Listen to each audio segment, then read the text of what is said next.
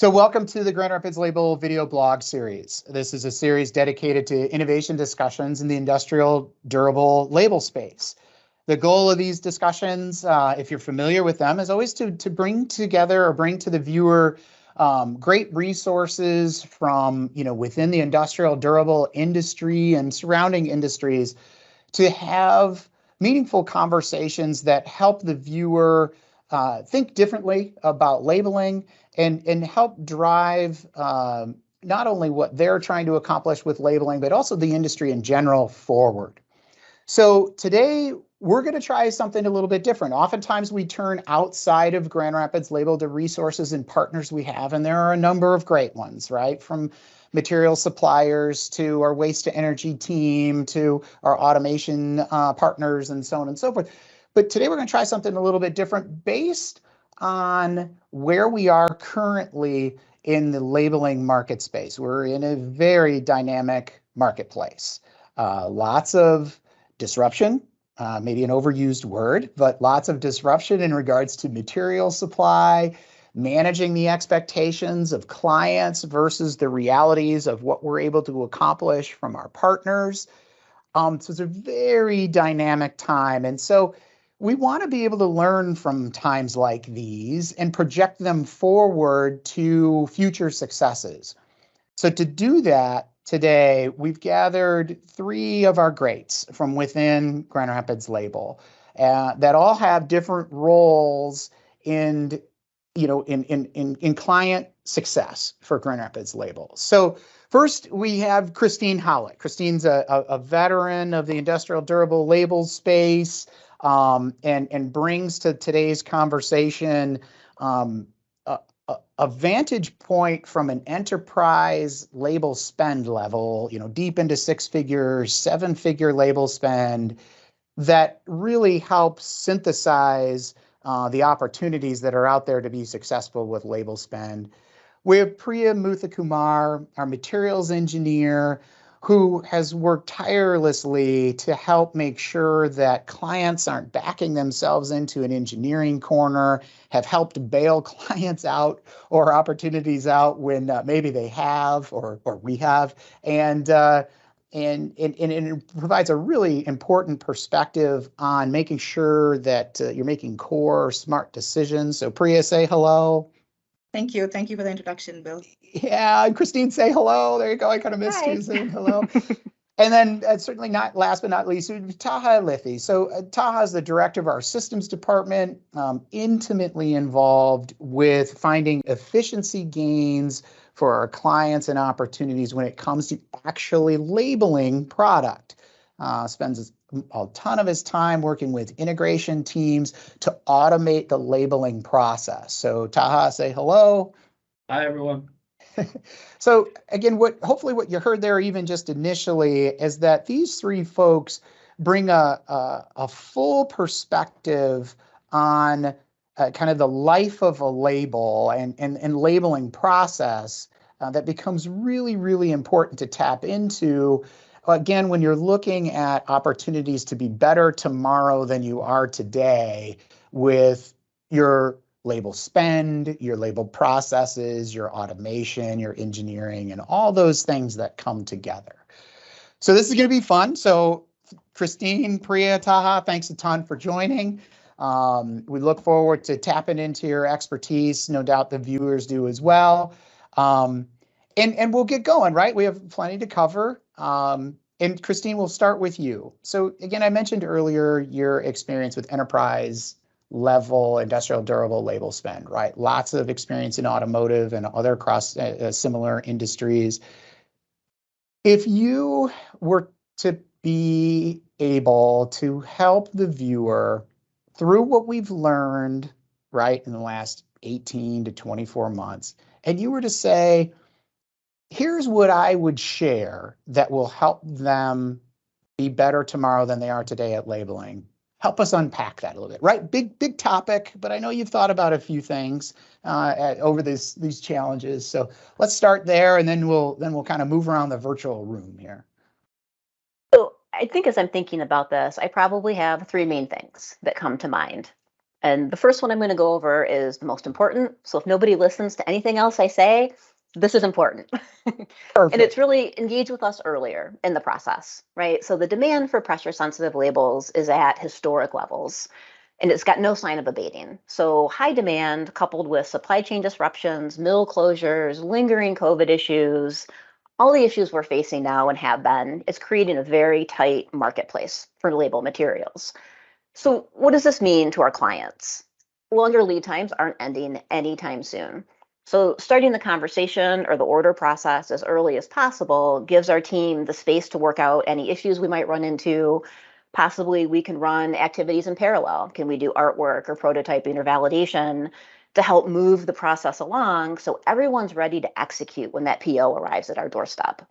So I think that's very important for everybody to start doing things like that, right? Engage earlier. I've noticed that consolidation of efforts is probably becoming more and more important. We're becoming very fragmented as companies where we're all working from home. We have people in different states, different time zones.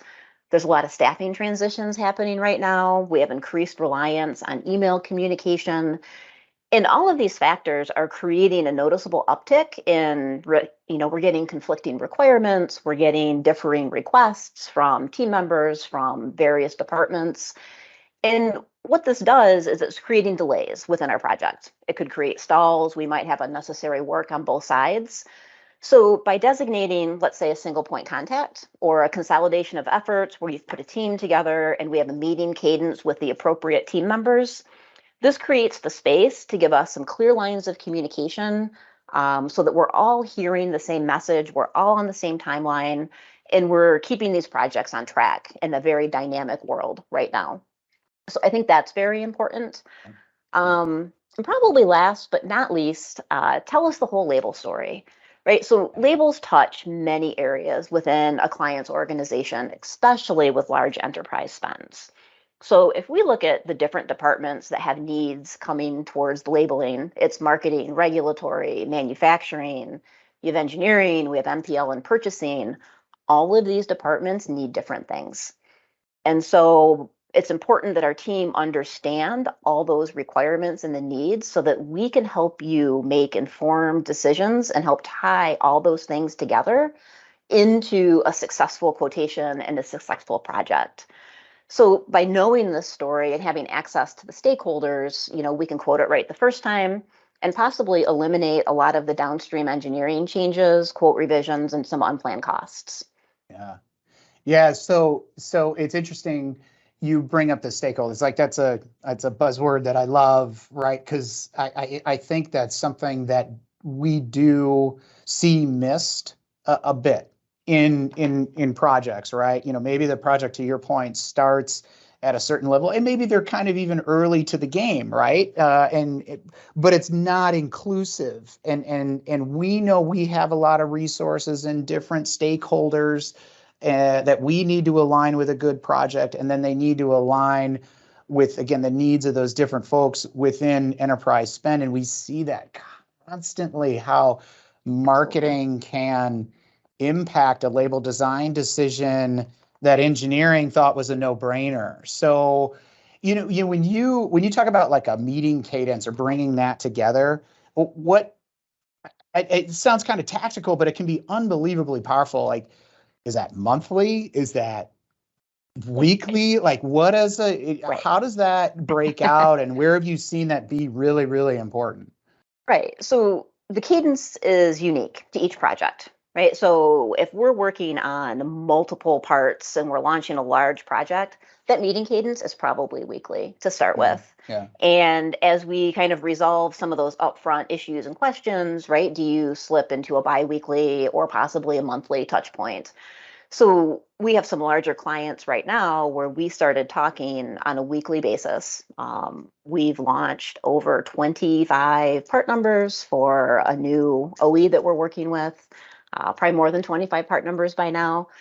And things are leveling off. So now that cadence is biweekly, right? And instead of being 2 hours, it's a 30-minute touch point. But it's still keeping us aware of all the issues that might be out there, any hot projects coming down towards us so that we can take the necessary steps ahead of MRD to make sure that we're properly prepared.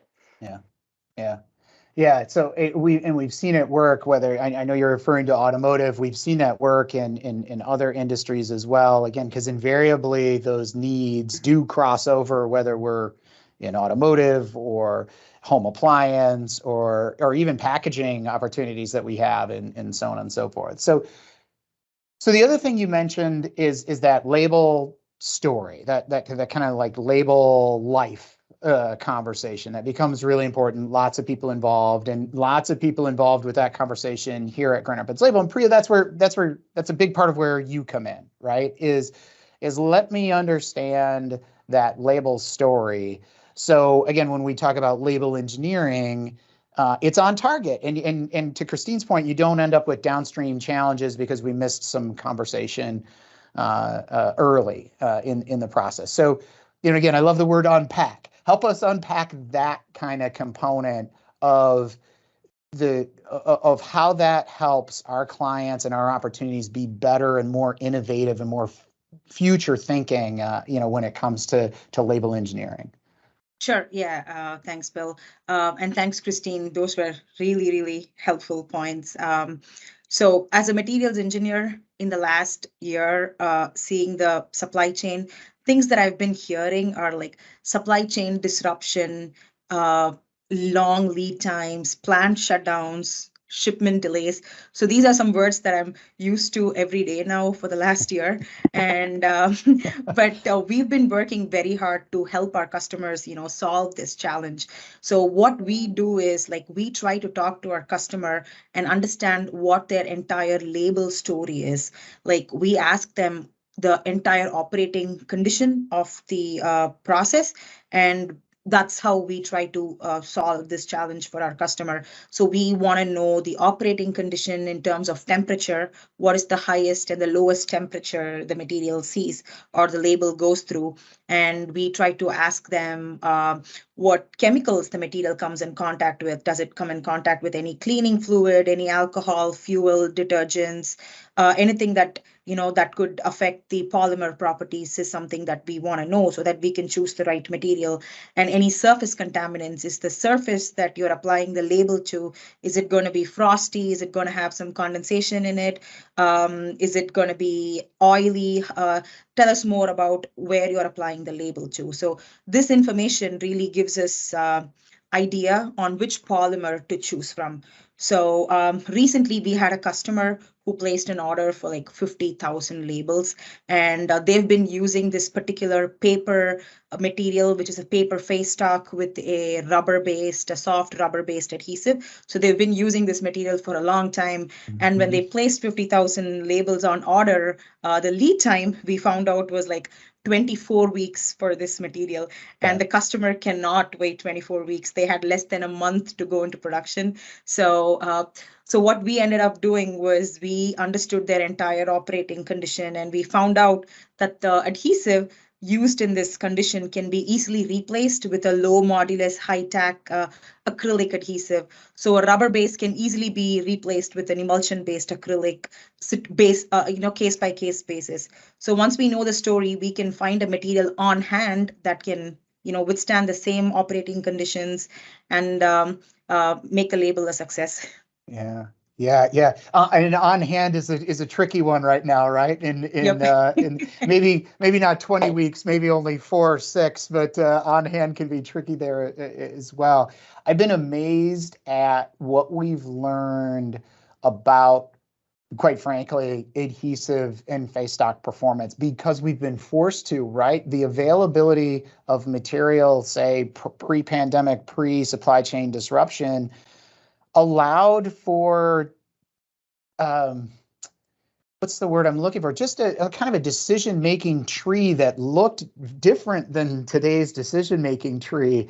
And yet, again, I think that's going to be such an important takeaway going forward. Maybe there's opportunity to engineer some cost out of labels going forward and make sure things aren't over-engineered. When it was easy to get material, it was easy to over-engineer things or potentially under-engineer things and live with challenge that may not be I don't know, necessary to live with now. So I think that's really, really, really an important takeaway is that ability to kind of look back and say, let's make sure we understand that story fully, because there's opportunity there for sure, for sure. Yep, that's correct. And yeah, on the same point, like spec evolution is also really necessary. To make sure we don't overcomplicate things or over-engineer the requirements of the customer. Re-evaluating the operating conditions of the current process is a very good idea in this current supply chain situation. We request our customers to, understand how the processing conditions have transformed over time. Like in most of the automotive and industrial space, metals have been replaced by low surface energy plastics for being lightweight and various reasons. There's a huge shift in the trend from metals to plastics, but the operating conditions for spec evaluation has always been focused on metals. So reevaluating those conditions, we can find another material that can easily replace the current material. Yeah. Yeah. And here's where I'll make a leap into kind of Taha's world, right? Maybe the EV revolution and batteries and automated vehicles and all those new specs that they're going to come from as they're all made of, various exotics. That idea of automation, right? And that whole label story, Taha, that again, you get to put a bow on some of this because of the fascinating conversations you've been put into in a labor short, and I won't steal your thunder, but everybody, you don't have to read very far to learn about label shortages, or excuse me, labor shortages and things of that nature. So pick up on that, Taha, right? Bring it all together. We're thinking big picture. We have great engineered labels. Now we need to make sure we're maximizing efficiency. What have we learned over the last year and a half that helps, the listener to today's video blog, be in a better spot 6, 9, 12 months from now? Yeah, absolutely. Now you have your label, right? You're working with Christine, you got Priya on it, you figured it all out. Now you're trying to figure out, well, how am I going to apply this label to my product, right? Traditionally, companies relied on, more of a manual, labor-intensive type of approach, using tabletop printers and label dispensers, and the operator will then take it from there and then apply it to the product, right? We heard all those pandemic buzzwords, right? Supply chain shortages, raw material shortages, so on and so forth. Another one that you kind of touched on, Bill, is the labor challenge, right? And pandemic brought a big challenge to organizations, and that is labor shortages. So companies were really forced to rethink the labeling process, the label process, right? So what companies really turn to is more of an automated approach, right? Using pre-printed label applicators and print and apply applicators. So this helped companies kind of reallocate some of that labor that they did have to more value-added tasks, right? Now, this is not an easy task by any means. There's a very open-ended question that you got to ask yourself. Are you ready to make the switch to auto labeling? Right, and let me unpack that. I'm going to use your buzzword. Unpack it. Here we go. I'm going to unpack that a little bit. Number one, do you really have a great understanding of the current process and how auto labeling will fit in that process? Correct. That's a big thing. So you can ask yourself, what hardware, like conveyors or auto box tapers, will I need to add into my process that's going to work jointly with auto labeling equipment? Right. You may find yourself thinking, okay, I do have conveyors, but they're not powered. Right. Well, you need a powered conveyor to really have an automated process, things of that nature that I've run into with customers. So, and also, how will auto labeling affect your current label construction? Right. You may have perfs in your label, in your liner, right? That will actually tear going through an auto labeling machine. It may be being dispensed the incorrect way based on how the auto machine, the actual label applicator, will be positioned next to your now powered conveyor. So you got to make sure that it's in the correct orientation and it's being dispensed in the correct, I guess, top way off, bottom way off. Christine, you can step in here because I usually butcher these things. And lastly, when it comes to label construction, how many labels are coming on the roll? It doesn't really make sense to automate the labeling when you only have 1,000 labels on a roll. Right now, that's an 8-inch OD, 4x6 label. We need to go to a 12-inch OD and get 5,000 labels on a roll. That makes a lot more sense now to use auto equipment. So as you can see, there's a lot of questions, and that's not all of them, trust me. There's a lot of questions and definitely some changes that will need to happen to your process.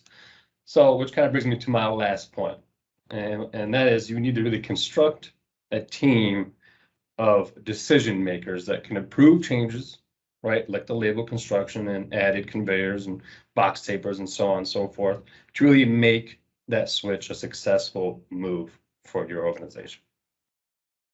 Interesting that that your final point is collaborative in nature, like Yeah. Christine's first point, right? And maybe that's it, right? We actually have covered a ton of ground in a very short amount of time, and in the interest of efficiency in these and making sure the viewer gets a lot of value. Christine, maybe kind of put a bow on that, right? Taha closed it out with a collaboration point. You opened it with that. Maybe put a bow on what we're talking about here, right? And that opportunity to say, gosh, a year from now, we really are more efficient, more cost effective. We have less issues, those types of things. Help the listener do that. Right. So I think if we listen to what Priya and Taha said, I mean, this is, once all those requirements and all those items are taken into consideration, I mean, labeling is complex. It can be very complex. And with Taha's illustration, he just talked about like 4 different quote revisions and some unplanned costs downstream because we didn't plan for automated labeling.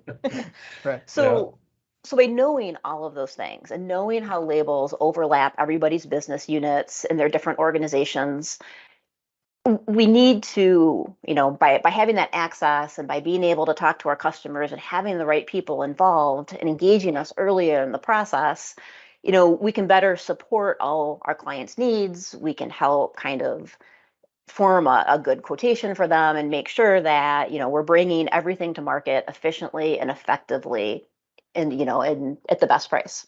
I hate to say at the best price, but without all those downstream changes or possible cost impacts. Yeah, like sometimes you need to think of the end result of how it's going to be really applied to really answer some questions, at the front end that will make things go smoother. Right. Unbelievably important for sure. Manufacturing area is very important when it comes to label design. Yeah. So, again, you guys, fantastic, right? There's a lot of learning that we just talked about and hopefully super helpful for the viewer of today's video blog. Obviously, we all stand here and a ton of others here at Grand Rapids Label ready to help. But again, hopefully today's content can get some thoughts churning and help folks really start the process of improving their label spend. So again, thank you, the 3 of you, for your expertise and sharing your expertise. Thank you to the listener. Let us know how we can help. We look forward to doing it, and good luck going forward. Appreciate it. Thank you. Everyone, thank you.